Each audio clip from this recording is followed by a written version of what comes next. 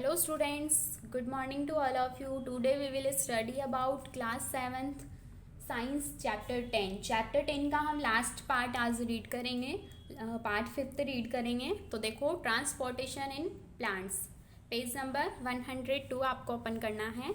Transportation in plants यानी plants के अंदर जो ट्रांसपोर्टेशन होता है वो किस तरह से होता है. We have learn in earlier chapter that green plants leaves use the energy of sunlight to prepare food using water and carbon dioxide during photosynthesis. यानी हमने इसके पहले वाले चैप्टर में रीड किया था कि जो ग्रीन प्लांट्स होते हैं, ग्रीन प्लांट्स जो होते हैं उनकी जो लीव्स होती है वो क्या करती है, फोटोसिंथेसिस करती है. और फोटोसिंथेसिस करने के लिए किसका यूज़ करती है, सनलाइट का यूज़ करती है. फोटोसिंथेसिस मेथड से क्या करते हैं, प्लांट्स अपना फूड बनाते हैं. तो सनलाइट टू प्रिपेयर फूड यानी सनलाइट का यूज़ करते हैं किसके लिए, फूड प्रिपेयर करने के लिए. इसके अलावा वाटर का यूज़ करते हैं, कार्बन डाइऑक्साइड का यूज़ करते हैं ड्यूरिंग फोटोसिंथेसिस यानी फोटोसिंथेसिस के दौरान.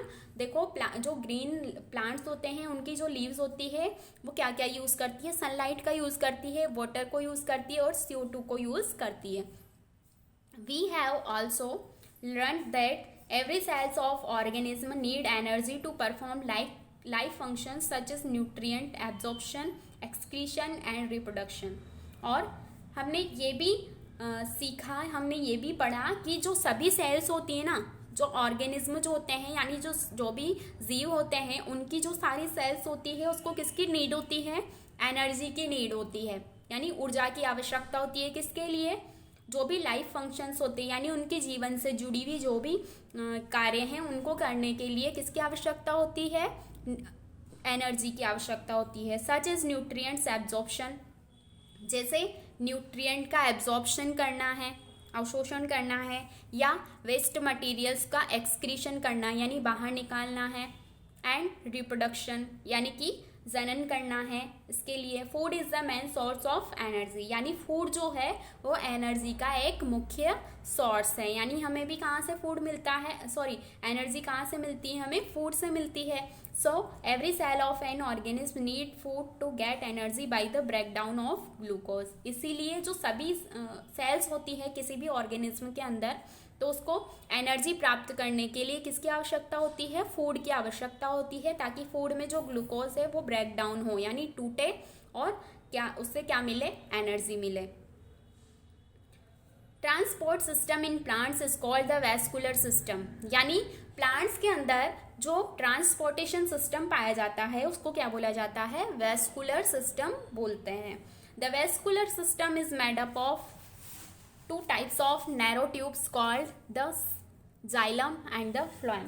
और जो ये प्लांट्स के अंदर जो ट्रांसपोर्ट सिस्टम होता है जिसको वेस्कुलर सिस्टम बोला जाता है, ये वेस्कुलर सिस्टम जो है वो दो तरह की नैरो ट्यूब से बना हुआ रहता है जिनको क्या बोला जाता है, जाइलम और फ्लोएम बोलते हैं. The xylem and the phloem form a continuous network of tubes in the entire plant. और ये जाइलम और फ्लोएम जो है वो क्या करते हैं, प्लांट की जो पूरी बॉडी होती है, पूरा जो प्लांट है उसमें एक नेटवर्क बना देते हैं ट्यूब्स का, यानी ट्यूब्स का जाल बना देते हैं. कौन, जाइलम और फ्लोएम. अब देखो जाइलम क्या करता है, xylem tissues called xylem act as pipelines and take water and minerals from the root up to the stem and the leaves.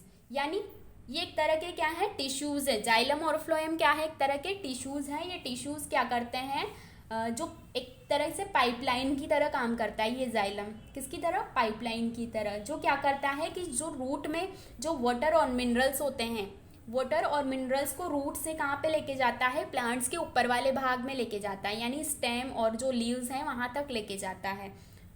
किसको, वाटर और मिनरल्स को. This process is called ascent of sap. और इसी process को क्या बोला जाता है, एसेंट ऑफ सेप यानी रसारोहण बोलते हैं इसको हिंदी में.